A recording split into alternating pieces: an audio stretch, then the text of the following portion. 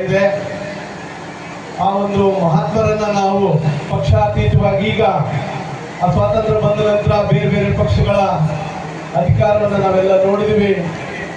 ಅದು ರಾಜಕಾರಣ ರಾಜಕೀಯ ವ್ಯವಸ್ಥೆಯಲ್ಲಿ ಆ ಪಕ್ಷಗಳು ಅಭಿಪ್ರಾಯಗಳು ವ್ಯಕ್ತಿಗಳ ಅಭಿಪ್ರಾಯ ಬೇರೆ ಏನೇ ಇದ್ರೂ ಕೂಡ ನಾವೆಲ್ಲರೂ ಒಂದು ಒಕ್ಕೂಟದ ವ್ಯವಸ್ಥೆಯಲ್ಲಿ ಡಾಕ್ಟರ್ ಬಾಬಾ ಸಾಹೇಬ್ ಅಂಬೇಡ್ಕರ್ ಬರೆದಂಥ ಒಂದು ಸಂವಿಧಾನದ ಪ್ರಕಾರ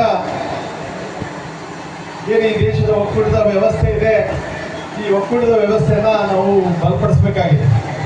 ಈಗಿರ್ತಕ್ಕಂಥ ಕಾರ್ಯಾಂಗ, ನ್ಯಾಯಾಂಗ, ಶಾಸಕಾಂಗ ಒಂದು ಜೊತೆಗೆ ಪತ್ರಿಕಾರಂಗ ಈ ಎಲ್ಲ ಅಂಗಗಳು ಸೇರಿ ಒಕ್ಕೂಟದ ವ್ಯವಸ್ಥೆಯನ್ನು ಉಳಿಸ್ತಾ ಸಂವಿಧಾನದ ಆಶೆಗೆ ಪೂರಕವಾಗಿ ನಾವೆಲ್ಲರೂ ಕೂಡ ನಡೀಬೇಕಾಗ್ತದೆ.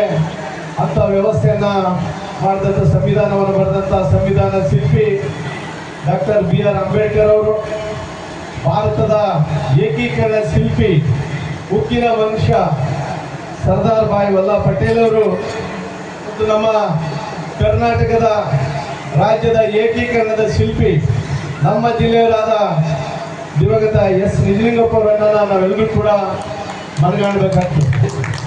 ಇಂಥ ವ್ಯವಸ್ಥೆಯಲ್ಲಿ ನಾವೆಲ್ಲರೂ ಬಹುಶಃ ಆ ಸಂದರ್ಭದಲ್ಲಿ ನಮ್ಮ ಕರ್ನಾಟಕದಲ್ಲಿ ನಮ್ಮ ರಾಜ್ಯದಲ್ಲಿ ಸ್ವಾತಂತ್ರ್ಯಕ್ಕೋಸ್ಕರ ಹೋರಾಟ ಬಹಳಷ್ಟು ಜನ ಈ ದೇಶದಲ್ಲಿ ಬಹಳಷ್ಟು ಜನ ಮಾಡಿದ್ದಾರೆ, ನಮ್ಮ ಕರ್ನಾಟಕದಲ್ಲಿ ಮಾಡಿದ್ದಾರೆ.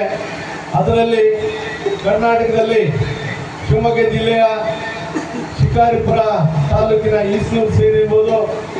ಅದಕ್ಕೆ ಪೂರಕವಾಗಿ ನಮ್ಮ ಚಿತ್ರದುರ್ಗ ಜಿಲ್ಲೆಯ ನಮ್ಮ ಚಳ್ಳಕೆರೆ ಕ್ಷೇತ್ರದ ತುರುನೂರು ಗ್ರಾಮ, ಆ ಗ್ರಾಮದಲ್ಲಿ ಕೂಡ ಬಹಳಷ್ಟು ಜನ ಸ್ವಾತಂತ್ರ್ಯ ಹೋರಾಟಗಾರರು ಹೋರಾಟ ಮಾಡಿದ್ದಾರೆ. ಹಾಗಾಗಿ ಅಂಥ ಒಂದು ಜಿಲ್ಲೆ ನಮ್ಮ ಚಿತ್ರದುರ್ಗ ಜಿಲ್ಲೆ. ಅವ್ರನ್ನೆಲ್ಲ ನೆನೆಸ್ತಾ ಒಟ್ಟಾರೆಯಾಗಿ ಈ ದೇಶದಲ್ಲಿ ಸಮಾನತೆ ಬರಬೇಕು. ಈ ದೇಶದಲ್ಲಿ ಪ್ರತಿಯೊಬ್ಬರಿಗೂ ಕೂಡ ನಮ್ಮ ಡಾಕ್ಟರ್ ಬಾಬಾ ಸಾಹೇಬ್ ಅಂಬೇಡ್ಕರ್ ಆಶಯ ಸಮಾನತೆ ಬರಬೇಕು. ಆಗಿನ ಸಂದರ್ಭದಲ್ಲಿ ಸ್ವಾತಂತ್ರ್ಯ ಪೂರ್ವದಲ್ಲಿ ಯಾವ ರೀತಿಯಾದ ಒಂದು ವ್ಯವಸ್ಥೆ ಇತ್ತು, ಯಾವ ರೀತಿಯಾದ ಅಸ್ಪೃಶ್ಯತೆ ವ್ಯವಸ್ಥೆ ಇತ್ತು, ಯಾವ ರೀತಿಯ ಪುರುಷರಾಗಿರುವ ಮಹಿಳೆಯರಿಗೆ ಸಮಾನತೆ ಇರಲಿಲ್ಲ, ಜಾತೀಯತೆ ಇತ್ತು. ಅವನ್ನೆಲ್ಲ ಹೋಗ್ಲಾಡಿಸ್ಬೇಕಂತ ಒಂದು ಸಂವಿಧಾನ. ಆ ಸಂವಿಧಾನಕ್ಕೆ ಪೂರಕವಾಗಿ ನಾವೆಲ್ಲರೂ ನಡಿಬೇಕಾಗ್ತದೆ.